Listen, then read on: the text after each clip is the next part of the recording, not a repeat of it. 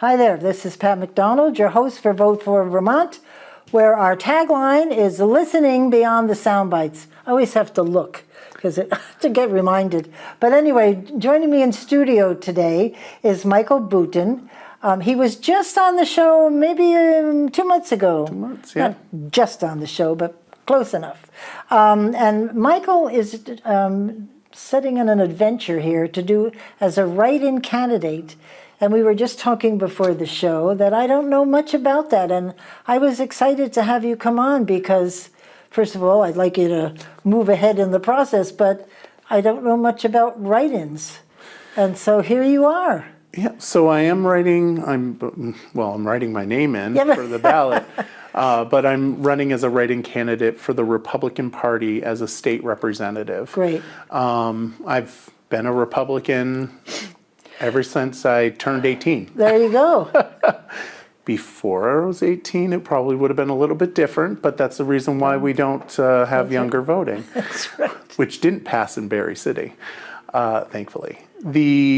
I will say, not because I should probably be careful, not because it's, a different party, it's not good. But the write-in candidacy, because I missed the deadline, right. I was thinking about running, but I needed to make sure that my work was okay with it.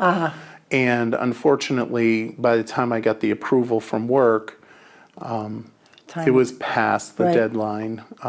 So I had to I was just going to go as an independent or as a Republican. Right. And at the end of the day, like I said, I've been a Republican, almost all my voting life for sure. And, I've been the chair of the Barre City Republicans, the vice chair. Right. I think I've been the secretary as well. I might be wrong. That's like the worst. I bow my head when they're looking for a secretary. Yeah, that is the worst position exactly. in any organization is the secretary. It's so much work. Yeah. It might have been just the vice chair and chair. But so anyway, August 13th is the primaries. Right. For both, the Democrat and the Republican, and I also think it's for the progressives as well. But for folks to get me on the ballot as a Republican in November, they have to write in Michael Boutin underneath the state representative portion. And they don't write in the R. You declare, correct? So they have to when they get their ballots, they will have 3 different ballots. They will have the Republican, they will have the Democrat, and they'll have the progressive. So they write the Republican. Right. Okay, and as we know, the Progressive Party has infiltrated the Democratic Party. So the Progressive Party never has any candidates on it for the most part. But the Republican Party doesn't have any for the state rep position in Barre City. Oh, so you're guaranteed if you get 25 votes? Not necessarily. Well, if I get 25 and I'm the only person, yes. Right. But if somebody else gets 25, then it's a question of whether or not which one of us gets the majority. Okay, so say you had a full set. If the Republican Party had a debate, I'm assuming they would invite you, but they don't have to invite you, do they, to participate? Or are you a declared candidate? This stuff bothers me when I think about this. Well, I can tell you that in Barre City, Barre City Republicans have already endorsed me. Yeah, well, okay, there you go. Well, that takes care of that. Yes. But I don't think legally they would have to. If like there was a whole slate full of people running and they had a primary debate, they wouldn't necessarily have to ask you to be part of that. It wouldn't be very nice if they didn't. I don't know if I don't know how that would work. 'Cause my mind works in weird ways when I'm driving over here. I wonder how that works. I just never paid attention to it. That is interesting. Yeah. I think the only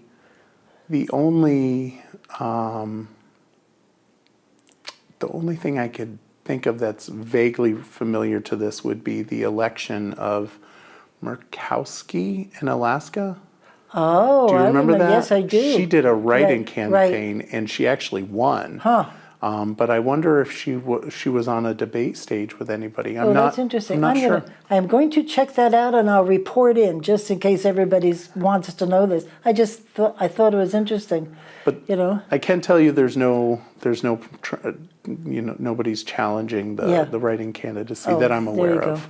Good. So Well, and is it the same amount of outreach that would do if you were already recognized as a candidate, knocking on doors, doing that kind of stuff? yeah, I mean, I would, if I was actually running against somebody in the primary, Right.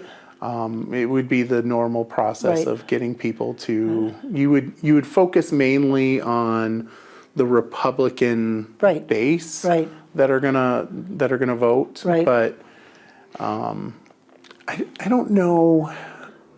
I'm not a big fan of like going after my own Republican when there's a race. Like Right. I don't want to. You have to be someone that's kind of extreme for me to feel like I have to run to get rid of you. Well, but I you mean, have there to are run times. to get Republicans out to vote. Correct. They're not the world's greatest. When you look at the total number at the end of the day, if they think they're going to be outvoted, because I think there's a little less of Republicans than there are of Democrats and progressives. So I think there's more. I think in maybe general in Barre there's. there is. Well, I think there's more Democrats in general. Yeah. But I think the majority of the people in Vermont are like right in the middle. Yeah. I mean, you look at that and realize that our governor, Right. who's a Republican, Right. like wins hands down. Yeah. And he's got what, an 80% Yep. approval rate? He just something like that? yesterday I read another article that he has won the most popular governor in the United States. I mean, this is Vermont. Who even knows we're here? You know, it's just, but they know him, and that's really cool. Yeah, I mean, cool. and he's a Republican, and he Yeah. wins every single time. Right. So Exactly. it's something to, you have to look at those. Are these Democrat or Right. are we voting based on person? And Right. I think for the most part, people are making their decisions to vote for folks based on the person and their personal politics. And those who show up at events and this. But Phil, the governor, is very good at explaining his position. And I think even if people disagree with him, they respect the fact that he has a position that he can articulate. And I think that's what wins him the respect. I think most people are 80-20. They agree with you 80% of the time. And that's the way politicians should be, by the way. Exactly, They right. should be the 80-20. So let's back up a little bit and tell folks who you are and your background. You've been on the council for 14 years. You've been on the select board, school board for This is my second year as chair. as chair. Good. That's a lot of work on the school board. If you're on the council, sometimes if you don't do the homework, may I say, you can sort of sneak on by, like This is very you true. can. But This is on very the true. school board, you have to know No. your stuff. Yes, You can't afford to fake that. that is very true. You know. cannot just coast. Slide. No, you can't. I have noticed that Yeah. you can coast in the city council seat. Yes, you There's can. no doubt. Yes, you can. I've been there for 14 years. You can definitely coast Right, at times. right.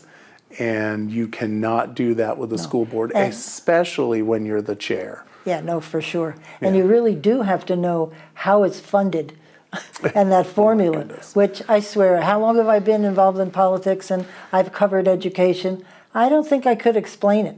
All I know is that people locally kill themselves to have as low a cost as possible, and then you send it up to the state and it comes back higher.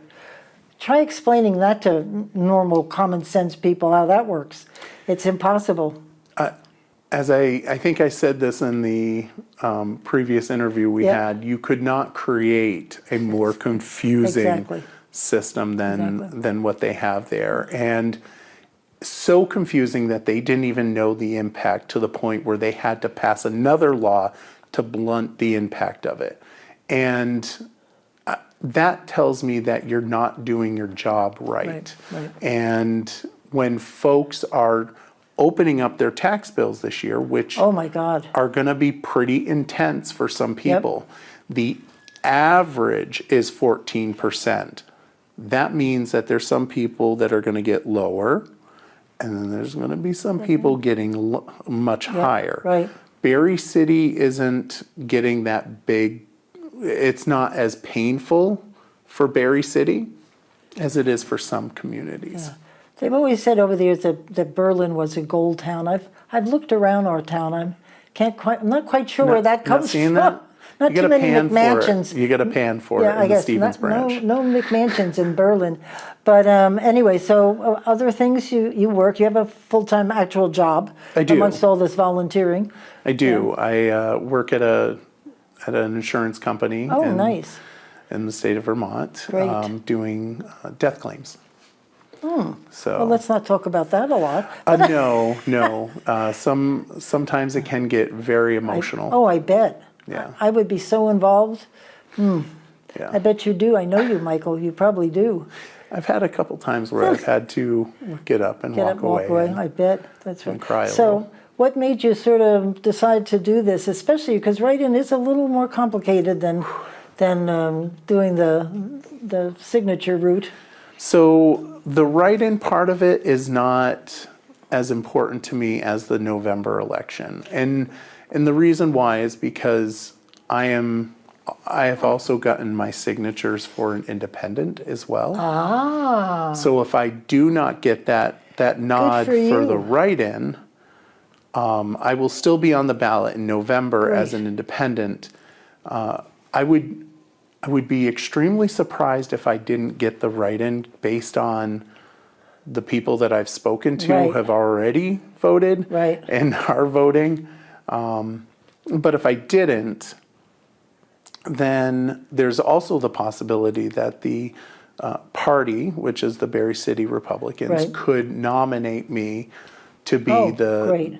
their representative. Great. And either way, I'm going to be on the ballot in Great. November. Good for you. So, yeah. Okay, so you've gotten the word out. They know you've signed up. Yeah, I've signed. I've enlisted for this. That's great. I'm a You'll love it, Michael. You really. will. You I'm will. Sure. I'm It sure. might be a different. It might be a different playing field than when you were doing it. Well, it is different in that they don't do what we used to do. I've always said this, the best bill is the third bill. Your bill, my bill, and the compromise bill. We don't do the compromise bill anymore. No It's compromise. Your bill or the highway, my bill or the highway. But there are some very good people on both sides, and if you align yourself and get to know those good people who are there for the right reasons and stuff, it can be enjoyable. And there's a lot of things that can get done in the cafeteria or walking through the halls or whatever. I know how that works. Yeah, it's fun. I will say. They've done some good things. What kills me is there are so many bills, good bills, that don't go anywhere, and that's frustrating. I think there are some I don't think should even see the light of day, but they do, and I don't know why they don't have some kind of a cap. Like you can only do maybe 100 a year, but they've got hundreds with an S, and they just sit there. But what are your sort of things that you would like to, have you thought about a committee that you'd like to be assigned Yes, to? Oh, I yes. have already. What? Certainly would want to be part of the education committee. Oh, excellent. Being the board chair, I think that I have some experience there. Perfect. I don't know all the committees. Obviously, Right. this is my first dip into Right, this river right. of torrents. Right. I do know that there's an education committee, and Right. I would like to. I don't know if I would get assigned to that. I think that's one of those high it's prestigious committees, so I probably won't. I'll probably get, lumped into, dandelion committee. No, you'd be surprised. Every committee's got something that's attractive. Fish and wildlife, military. I mean, there's just some really, Wouldn't mind really fish and interesting things. Wouldn't mind, fish and wildlife. Is that where I can get into The board. making it legal for us to ride ATVs on? That could be a discussion. I know what the outcome would be, but go ahead. That'd be a no.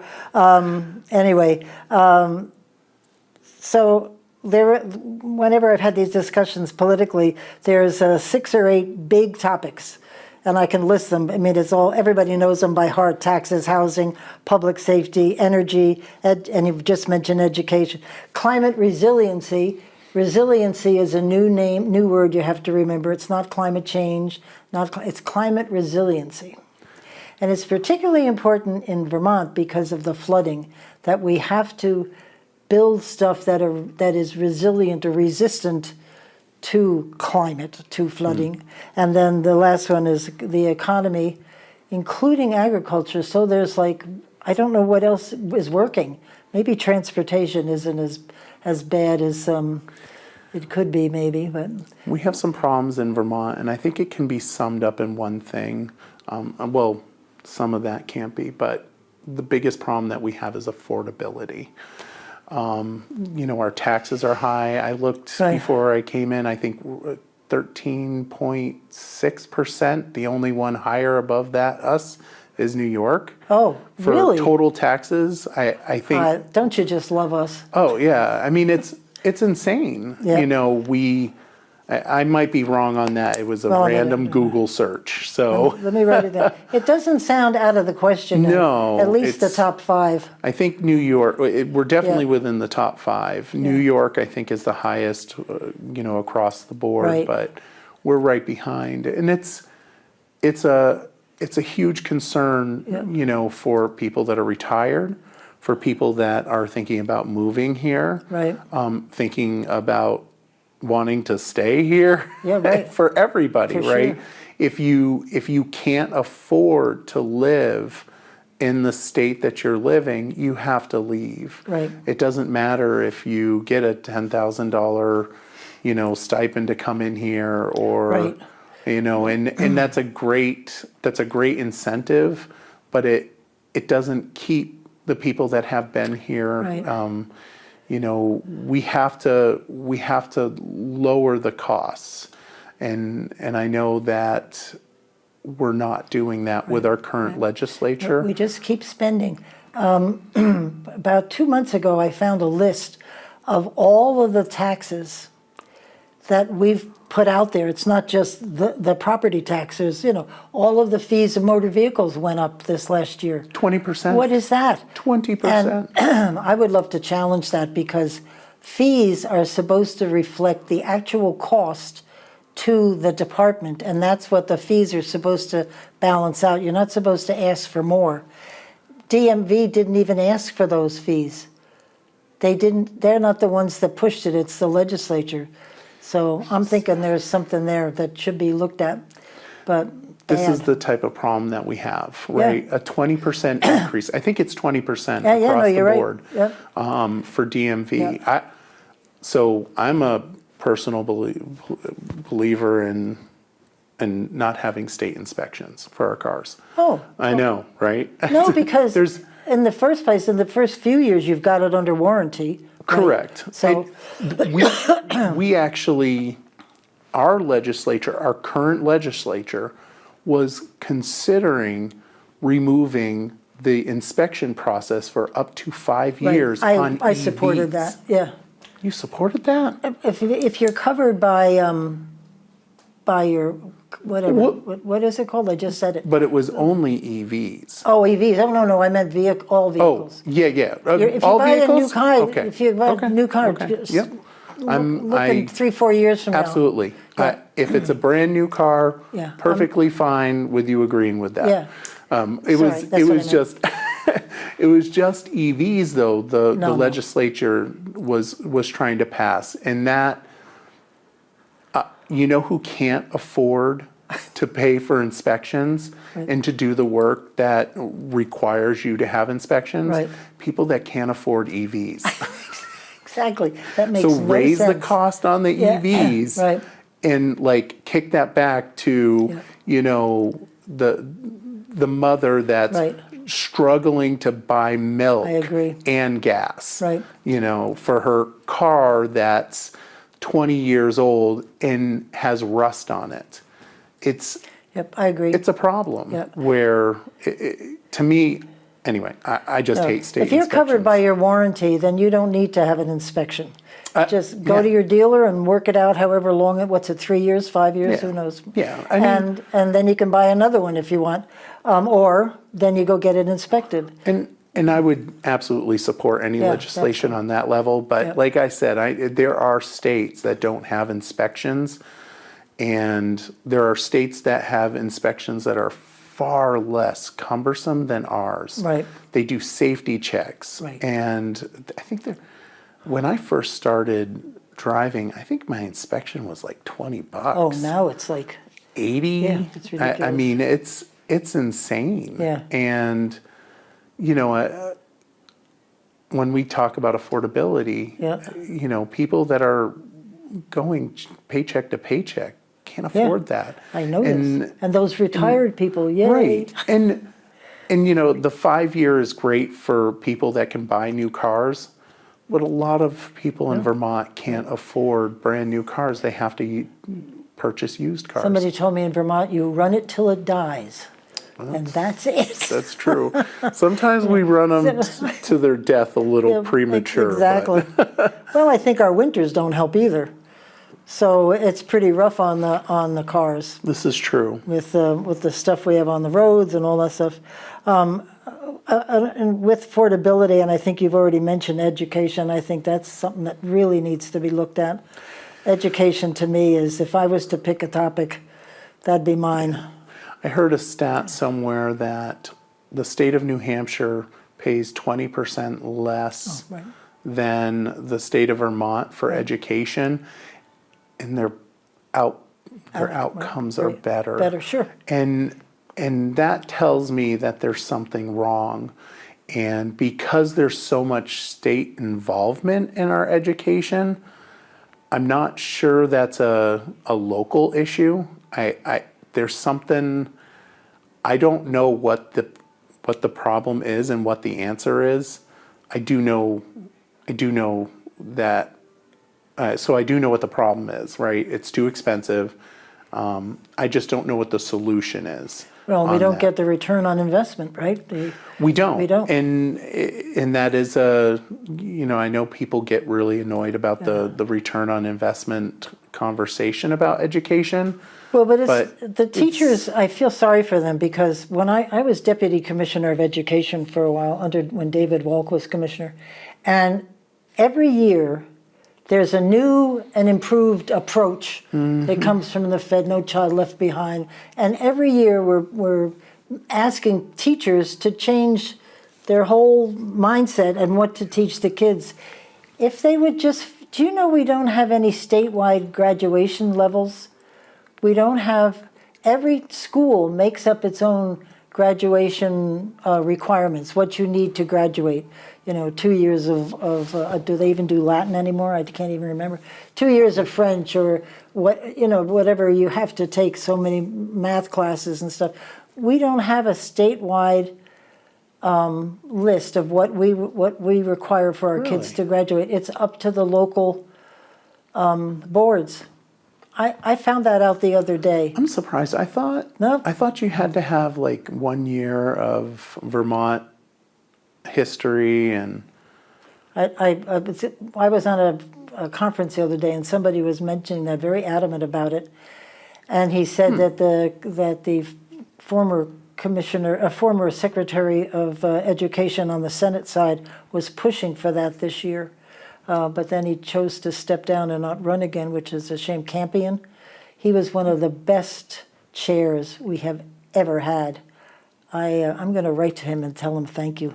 He was just good, you know. Some of the chairs maybe need a little help moving people along, anyway. So, and I think, public safety.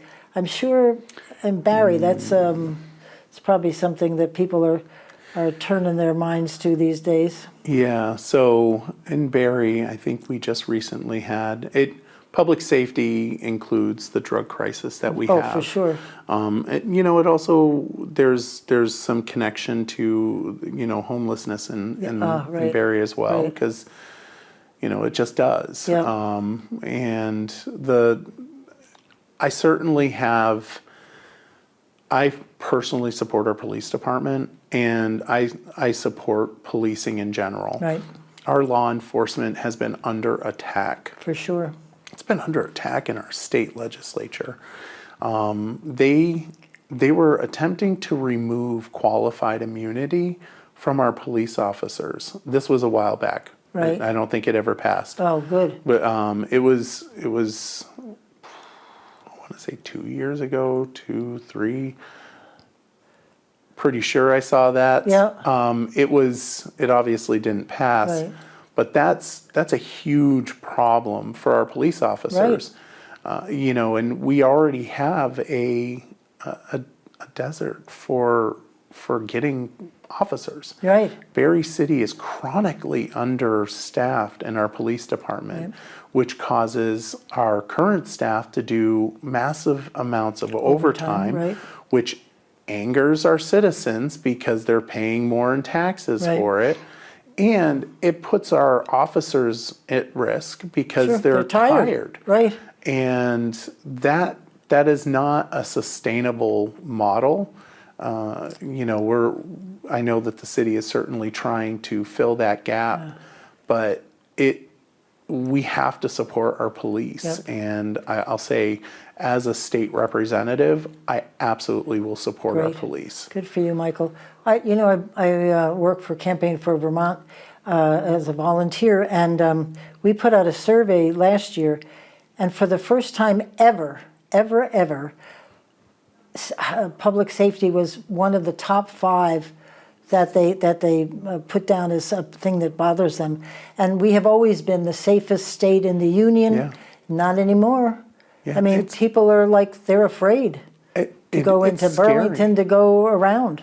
It's really scary Yeah. to think about that. I mean, I grew up here, and yeah, you're right. I mean, it was never something to be concerned about. I remember walking the tracks as a kid at Well, like did you ever lock your 13. home? No. No, of course Exactly. not. We never did either. No, The neighbors absolutely just not. walked in. Oh, hi. Looking had- for coffee or something. We do have in the state of Vermont a huge problem with our drug issue. Yeah. And I mean, in Barre City alone, I think just the other day, 3 people overdosed. Oh, really? Yeah. Oh. And of course, with drug activity comes criminal activity. Because they have to pay for it somehow, right? Exactly. Right. I know me personally, I don't think Vermont handles our drug crisis properly. Oh, interesting. Yeah. Can you expand on that? What is the Absolutely. drug of choice in Barre these days? Do you know? Well, I think the drug of choice and what's being, Available, sold yeah. is a little bit different. Ah, that could be. But the problem that we have is the fentanyl, right? Yeah, Like okay, that's right. that's killing people. The struggle that Vermont has is that we want to, do safe injection sites. Yes, right. I had Right? somebody on the show that was very supportive of that, and he does the addiction channel on Burlington's public access. Yeah. But I Not didn't there. quite, I didn't and I'll- quite get there. I'll tell you, we're talking about safe injection sites when we really should be talking about beefing up our rehab. I look at people. I know someone that has an addict for a child, and the fear for people that have children and loved ones that are addict, right. the fear of walking in and finding them on the floor, Right. that's real. Right. And what's not helpful is for the state of Vermont to support those kind of activities by doing Right. safe injections. It's certainly better than someone injecting themselves on the street. Right. But I would highly recommend, instead of putting our time and efforts into that, put it into rehab. We should not be encouraging people to do something that's wrong, that's harmful to themselves, harmful to their community, harmful to their friends and family. We should be working our darndest Right. to get them out of that lifestyle. Currently, 15 days is what you get for rehab when you do an overdose. 15 days. Mandatory. Is Yeah. that, It's 15 days. Yeah. I'm a firm believer that it should be a mandatory 90. Wow. I mean, that's like a bare minimum, quite frankly. Because if you have a drug problem, that's hard to kick. Right. You know, it is a mental health crisis, and how we're dealing with it is by allowing people to continue in their mental health Well, I know the crisis. gentleman that was on the show, because he was very supportive of the sites, because our death rate is per capita much higher, of course. We're always first in everything. It's much higher than it should be, given our per capita. So even if we have 2 deaths based on our population, it puts us at the top of the list. But he was very emotional about. He's a 38-year addict, recovering addict himself, and listening to him talk, it's like you're always an addict, because it would take you 2 seconds to fall back. Oh, absolutely. I mean that's terrible. true. What a way to live like that. That is true, Yeah. right? I mean, at any given time, you can absolutely fall back right, into it. Right. But you know what 15 days at a rehab facility is Better. going to do? It's not going to give you the No. tools that you Right. need to move forward without doing that. Right. I will say that safe injection sites, the argument for that is that particular argument that you just mentioned Right. is the same as saying, why don't we dose out drugs? And if you want to have that conversation, let's have that conversation. I don't think that's the right answer. But if we're talking about, well, we want you to be safe injecting yourself, Right. then maybe the state should start offering drugs. And then we get into the Brave New World issue, where the state is offering drugs to satisfy people. And I just, Right, that's right. too dystopian for me. There's a word. I There know, you go. right? Brave New World. what's that word? That's in that book. That's what they do. They give out the drugs Right, to. right. It's Well, we've certainly tried almost everything out there, and it's not helping. And I'm sure that COVID must have increased the issue of mental health and the flooding. yeah. I mean, what it's done to people, I just can't imagine. And then flooding the second time. I mean, how many times can somebody who's dealing with mental illness as it is, I mean, how many times can you keep loading stuff on them? It must be very bad out there. it is. It must be you know. terrible. That definitely does not help to our mental health Yeah, no. issues in the state of Vermont. Yeah, we're very fortunate to have Washington County Mental Health here. That's an incredible Yes, organization. That's true. Yeah, I will say that folks that are struggling with mental health, seek out help. Yeah, Washington it's there. County Mental Health will be Yep. there, and if you're thinking about harming yourself, Right. talk to somebody. right, for sure. Yeah, it's. I was talking. Well, I was talking to Tess Taylor, who has a grant working in Barre to deal with the homeless, and obviously with the homeless, there's a fair share of mental illness as well, and so there's. I don't know what that answer is either, Michael. To fix the homeless issue? Yeah, I don't know what the answer is. Well, If it's money, we're in trouble. yeah. Well, we can't afford it, right? No. We know that. If there's a mental health issue, we should be taking care of that. If Right. as a community, we should Right. be. if it's a choice, then that's a different conversation. Right. When we talk about substance abuse, we talk about mental health. Right. They're different conversations than homelessness. Right. The conversation that we always think about when talking about homelessness is the person that lost their job, they got kids. Right. The majority, I believe, the stat is the majority is mental health and substance abuse for homelessness. Yeah. So let's attack the substance abuse and the mental health Yep. issue Right. to remedy that and to get people onto their feet. I have always found when I worked in Barre City, we were always walking the bike path because we were dealing with the bike path, and I would run into a lot of the homeless people that live in the back there. I know this sounds, they were always so nice to me, always polite. I never had an ounce of trouble, contrary to what you might hear from folks around. I mean, they were very concerned about how I would see them, and I always, hi, how are you? And I always found that they just there, but by the grace of God. I mean, I don't know if they want to get out of that situation or they even know how. Didn't you say you went to that that program that they did one time, coming out of prison with mental health issues, and then they would give you this do step 1, 2, and 3 and see if you can be successfully integrated back into the community, which I failed miserably. Wasn't that an enlightening program? The Greater Barre Justice Center did it. They should do that all over the place. I agree. It was very educational. It was for people coming out of corrections. Right.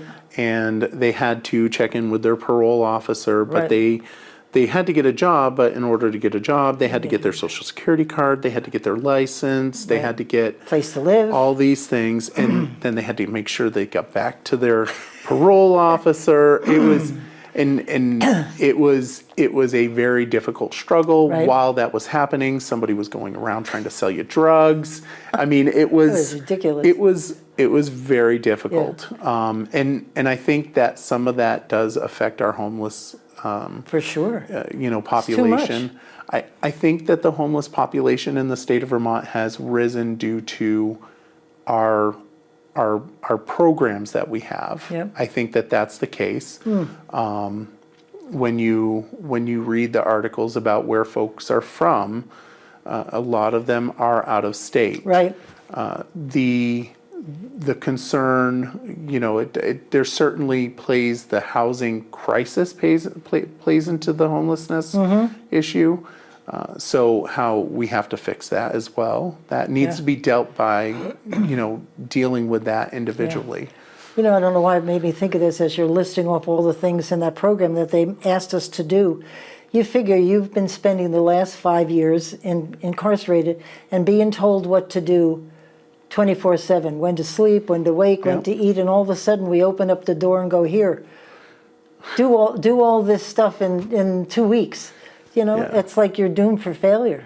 It's the reason why we have to have support, for folks that are Yep. coming out, why we have to have organizations like the Greater Barre Community Justice Center. I wish they would do more of that stuff. That was great. You should reach out to Jeannie. Huh? You should reach out to Jeannie McLeod. Oh, is that who I'll have to ask her? That's a great, that was a great program. So, I was just thinking, because you were in education, one of the things that, speaking of what they were doing in the State House last year, they were supposed to be finding and identifying a sustainable revenue stream for tech ed, for technical education, because the public schools don't want to give away a dime of their money to follow the kid to tech ed, right? So they've been trying to find a sustainable income for tech ed, and you've got Spalding, right, in your district, and I love tech ed, and I think, and they had a bill in the House last year. They went over to the Senate, and the Senate took it out, and all that was left was this mishmash of stuff for education, which really, taken as a whole bill, didn't really shake up the earth any. It just fixed a few things, but it didn't identify a sustainable source for income. But I think tech ed is so important.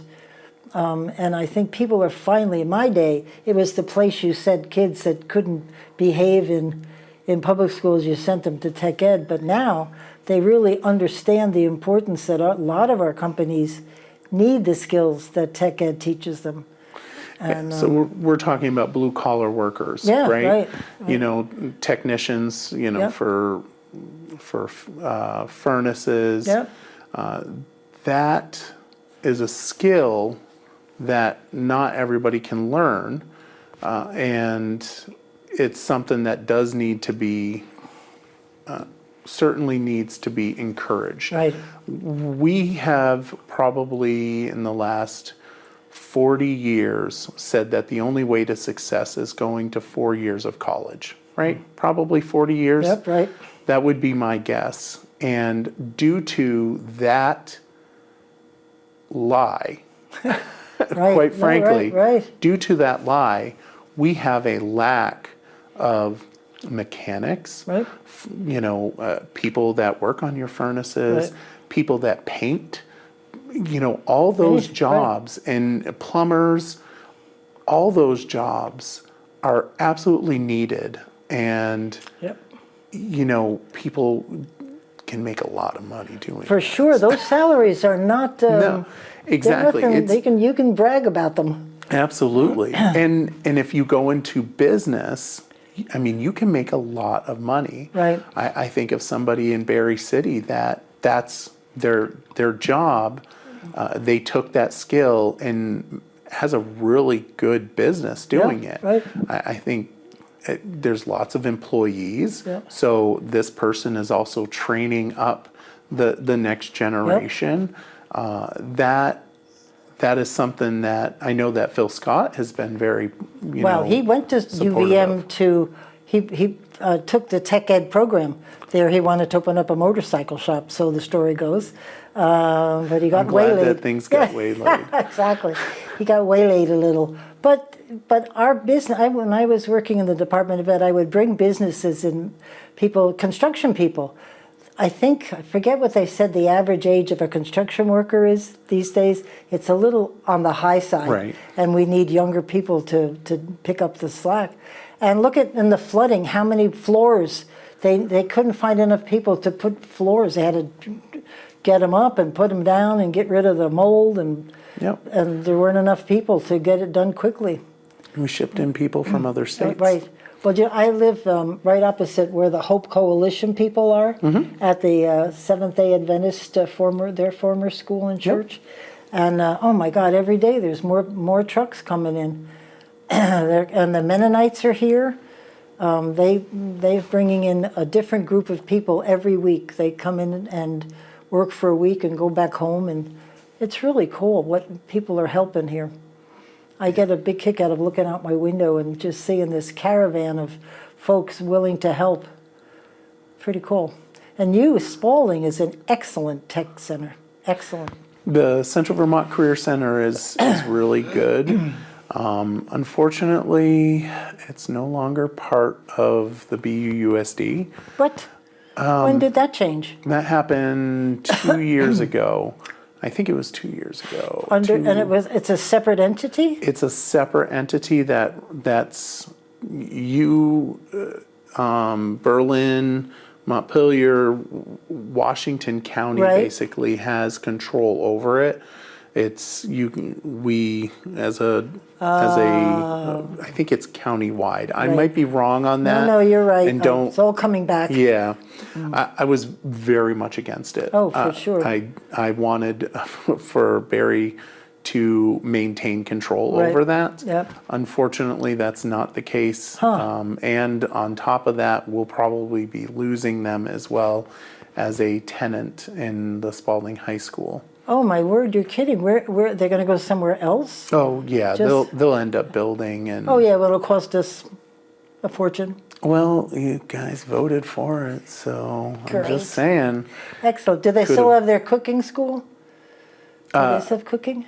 I believe Because they some of those do. programs are, Rutland in particular, Not sure. it's like going to a 5-star restaurant. It is no joke. It is fabulous. And Spalding, well, you called it Central Vermont Central Vermont Career Center. Career Center. I used to love to go there. Anybody said, you want to come here for lunch? I'm on my way. I'm coming. That was great food. It's good food. Because all those, plumbing's not going out of style. No. I think you're always going to need a plumber. I know this We for a definitely fact. will always need a plumber. And what a great opportunity, Yeah. you know? And there's always bringing in interns and, Welders. yeah, really. I mean, yeah. You know, and painter, I mean, everything you just mentioned.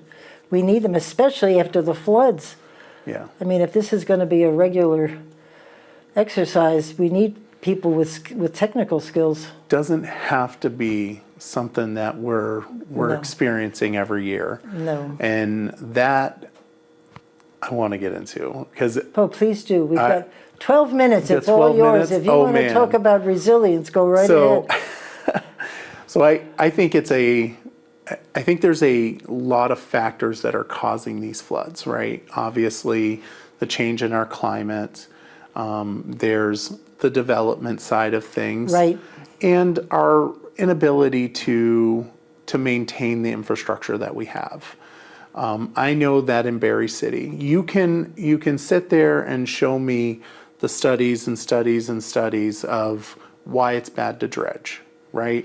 You can show me those studies, but you never show me the studies where they're concerned about the walls of the river right. falling in, but you never show me the studies where the walls are made of granite slabs, right? So when I look at my river and I know that there's granite slabs on the river, and before I could see 2 other slabs when I was a kid, that means we can dredge down Right. 2 slabs, Right. right? And that's something that I don't think these studies are really factoring in. The fact is, I look at Gunner's Brook, which is the brook that feeds into Right. Stevens Branch. Right. That's by Brook Street and goes up past, Hope Cemetery Mm-hmm. and goes up by the little store. Yep, right, right. That's right next to the road to Plainfield. That river is getting fed, and there's been some development up in that area. Yep. So more water comes down. We know that. And it feeds into it. But when you get down to the corner of Brook Street and Maple Ave, that riverbed has risen in the last 20 years, up to 4 feet. I was Right. just talking to a homeowner that's on that corner, and he said it's about 4 feet difference. So again, there's granite slabs. Maybe we should just dig it up a little bit Right. so that, all those houses don't get buried in water. Right. And that whole brook from that point, I know has granite slabs on it because I walked that brook when I was a kid. Right. I river rafted down the Stevens Branch, and I remember at the time where we had to get up because there wasn't enough water I was a pretty big kid, so, but still, there wasn't enough water in certain areas Right. to river raft Right. it. But I also remember the riverbed's a lot lower. Right. Well, and see, I think, because after Tropical Storm Irene, I was working at the state, and I actually mentioned out loud dredging. oh, heaven forbid. I did. So, A&R just about killed me. yes, They were so you have really to mad at say me. you have to be careful on the terms now because people get very triggered over dredging. Right. Which, by the way, for the record, dredging rivers is not good. Right. But the rivers that have granite slabs, It's okay. maybe you should think about how that works because they're designed that way. a naturally forming river, when you start dredging, it does cause problems. I do want to say regarding resiliency, Yes, go there's ahead. two other things that you have to take into consideration. You have to, because we are getting more water in Barre City, there's Right, no doubt. right. And a lot of that has to do with, development higher Right. up in the upstream, Right. right? The thing that we have to do is we have to do mitigation projects similar to what we did on Gunners Right. Brook, which is we created debris racks. That prevents the wood and everything going into the main What stream. does that look like in design? A They're just rack? poles sticking up. Oh, that would catch it. Catch it. I highly recommend folks go down there. It's right Yeah. on Brook Street. And then they have another debris rack up further by the sand pit. But we have to do that. And we also have to have regional watershed planning. Some place for the water to go. Correct. We have to, but we have to have, everything that happens upstream affects downstream. Right. So whatever we do upstream really needs to take into account. I think of the Potash Brook, which is the brook that is that goes across Nelson Street. Oh, right. That brook, it used to dry up in the summer. It never dries up now. So that tells me there's more water coming down. And where is that brook started? It starts up at the development, right? Windy Wood development area. Right. So the water's not being absorbed by the apple trees that were up there. It's on impervious level Right. surfaces such as the roads, driveways, Right. and it's not being all absorbed by the rain or the grass. Right. So that comes downstream, and if we were doing some mitigation, that could prevent the overflow that we're seeing downstream. You know what I think? I think when people say dredge, I think the people from A&R think I was like dredge. I mean, just dredge it all. But I don't think you should dredge it all. No. You just dredge, like you said, 4 feet. Maybe you dredge 2 feet. It at least gives some additional space. Well, I mean, you don't have to dredge down to the very bottom. and I'm not, I never would say dredge the entire river. Right. There's certain areas that do need to be dredged. Right. And I think of another area is the corner of Prospect where Prospect Street is, the bridge right next to Gusto's. Right. Oh, right. So we have an outlet right there. The Potash Brook that I was just mentioning, the outlet is right there. And so all that water is coming out from the Potash Brook. Right. As the river in the Stephen branch comes up, that Potash Brook water that's coming out can't get past, and then this river gets higher and it starts pushing back in. And that's the reason why we got bubbling in our on Main Street, all the water backing up, because all that water's coming back. There's water pressured from the Potash Brook going down, Right. and then Stevens backing up. But if that area was Just- dredged, right. to Just go right through. where it was, Right. we could. In 1927, and I know that we only No, have that's 4 good. minutes, but 1927, which is when we had our big flood, there was a newspaper article in the Barre Times, I believe, and it was talking about how in the last 2 years, Barre City had flooded 3 times. Sound familiar? Oh, yes. Sounds a little familiar, What year doesn't was it? this? 1927. I have to look that up. Remind me, and I'll send you the article. Oh, really? But it talks about dredging and it talks about mitigation. Yeah. And we need to pull that template back out and Interesting, just take a Michael. look at it. Unfortunately, it's probably lost to time, but it was a very good article, Yeah. and I found it very interesting. Did they replace any culverts, making them bigger from last summer to now? Did they do any of that? I know They have. we had our house in New Jersey had a driveway that went down this way, and we had the garage underneath the house, and so we had this little culvert thing, and there was a big flood. And so the next day, Dad's out there, and we got he put a culvert in. You could draw horses through it. It was so big. But we didn't have any more flooding. And I was surprised. I was actually surprised that we had as much damage as we did.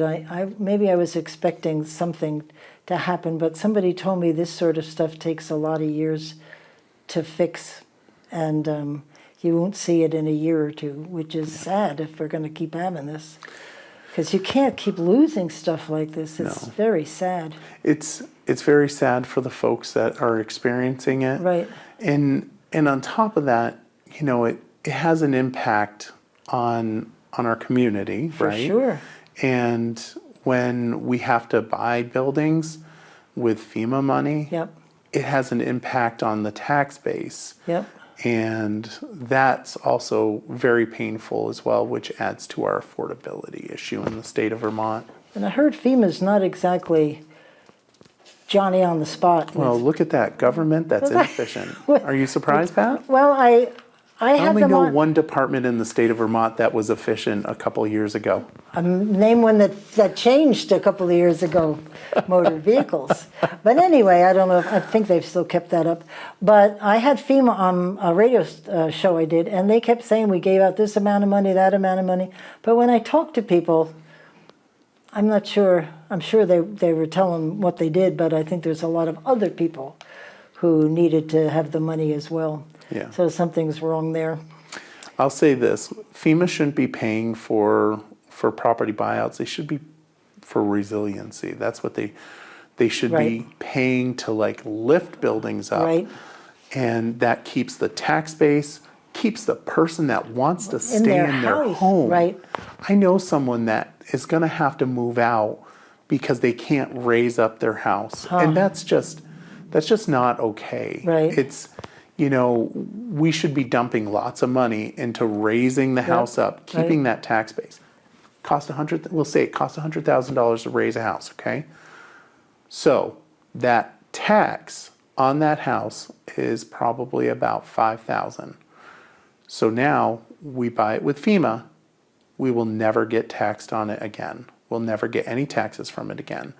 Whereas if we were to spend $100,000, that's $5,000 a year. Yeah, it's going to take 20 years to get that money back. Right. But in 20 years, that's going to be taxable again. Right.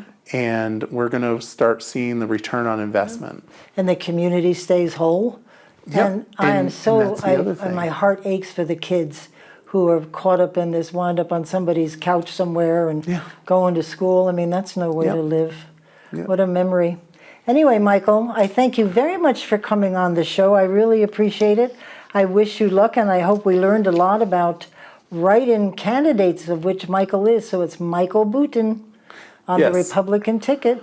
August 13th, the August primary ticket for the Republicans, write Michael Boutin in for the state representative. There you go. And then on November 5th, vote for Michael Boutin for state representative in Barre City. Excellent. Thank you. Thank you all for tuning in. This is Pat McDonald, your host for Vote for Vermont, where our tagline is listening beyond the sound bites. Thank you, Michael. Thank you.